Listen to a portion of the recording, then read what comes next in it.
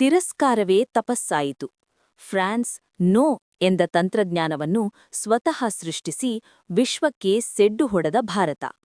ಅದು ರಫೇಲ್ ಯುದ್ಧವಿಮಾನದ ಒಪ್ಪಂದ ನಡೆಯುತ್ತಿದ್ದ ಸಮಯ.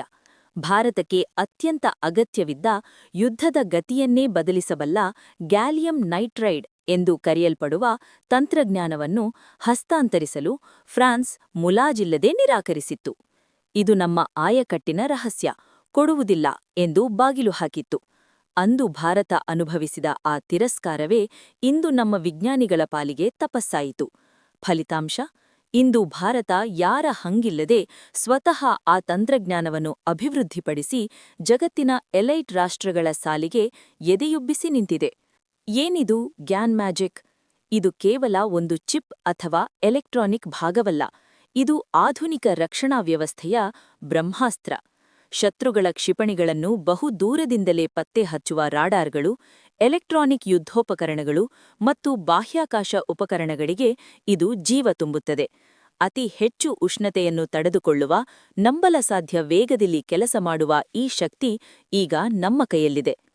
ಭಿಕ್ಷೆಯಲ್ಲ, ಇದು ನಮ್ಮ ಹಕ್ಕು. ಸಾಮಾನ್ಯವಾಗಿ ಅಭಿವೃದ್ಧಿಶೀಲ ರಾಷ್ಟ್ರಗಳು ತಂತ್ರಜ್ಞಾನಕ್ಕಾಗಿ ದೊಡ್ಡಣ್ಣಗಳ ಮುಂದೆ ಕೈಚಾಚುತ್ತವೆ. ಆದರೆ ಡಿಆರ್ಡಿಒ ವಿಜ್ಞಾನಿಗಳು ಆ ದಾರಿಯನ್ನು ತುಳಿಯಲಿಲ್ಲ. ದೆಹಲಿಯ ಎಸ್ಎಸ್ಪಿಎಲ್ ಮತ್ತು ಹೈದರಾಬಾದಿನ ಗೇಟೆಕ್ ಪ್ರಯೋಗಾಲಯಗಳಲ್ಲಿ ನಮ್ಮ ವಿಜ್ಞಾನಿಗಳು ಹಗಲಿರುಳು ಶ್ರಮಿಸಿದರು. ಅಂದು ನಮಗೆ ನಿರಾಕರಿಸಲ್ಪಟ್ಟ ತಂತ್ರಜ್ಞಾನವನ್ನು ಇಂದು ನಾವೇ ನಮ್ಮ ತೇಜಸ್ ಮಾರ್ಕ್ 2 ಮತ್ತು ಸುಖೋಯ್ ವಿಮಾನಗಳಲ್ಲಿ ಅಳವಡಿಸುತ್ತಿದ್ದೇವೆ. ಇದು ಕೇವಲ ತಂತ್ರಜ್ಞಾನದ ಬದಲಾವಣೆಯಲ್ಲ, ಇದು ಮನಸ್ಥಿತಿಯ ಬದಲಾವಣೆ. ಸ್ವಾಭಿಮಾನದ ಸಂಕೇತ. ಯುದ್ಧಕಾಲದಲ್ಲಿ ಶಸ್ತ್ರಾಸ್ತ್ರಕ್ಕಾಗಿ ಪರರ ಮೇಲೆ ಅವಲಂಬಿತವಾಗುವುದು ಎಷ್ಟು ಅಪಾಯಕಾರಿ ಎಂಬುದು ಇತಿಹಾಸದುದ್ದಕ್ಕೂ ನಮಗೆ ಪಾಠವಾಗಿದೆ. ಆದರೆ ಈ ಗ್ಯಾನ್ ತಂತ್ರಜ್ಞಾನದ ಯಶಸ್ಸು ಭಾರತದ ರಕ್ಷಣಾ ವಲಯಕ್ಕೆ ಸಂಪೂರ್ಣ ಸ್ವಾತಂತ್ರ್ಯ ತಂದುಕೊಟ್ಟಿದೆ. ಇನ್ನು ಮುಂದೆ ನಮ್ಮ ರಕ್ಷಣೆಗೆ ವಿದೇಶಿ ಕಂಪನಿಗಳ ಕೃಪೆ ಬೇಕಿಲ್ಲ.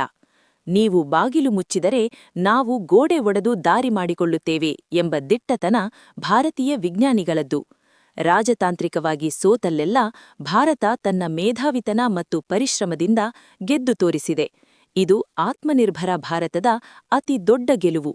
ಅಂದು ನಮಗೆ ತಂತ್ರಜ್ಞಾನ ನಿರಾಕರಿಸಿದವರಿಗೆ ನಮ್ಮ ವಿಜ್ಞಾನಿಗಳು ತಮ್ಮ ಸಾಧನೆಯ ಮೂಲಕವೇ ತಕ್ಕ ಉತ್ತರ ನೀಡಿದ್ದಾರೆ. ಜೈ ಹಿಂದ್.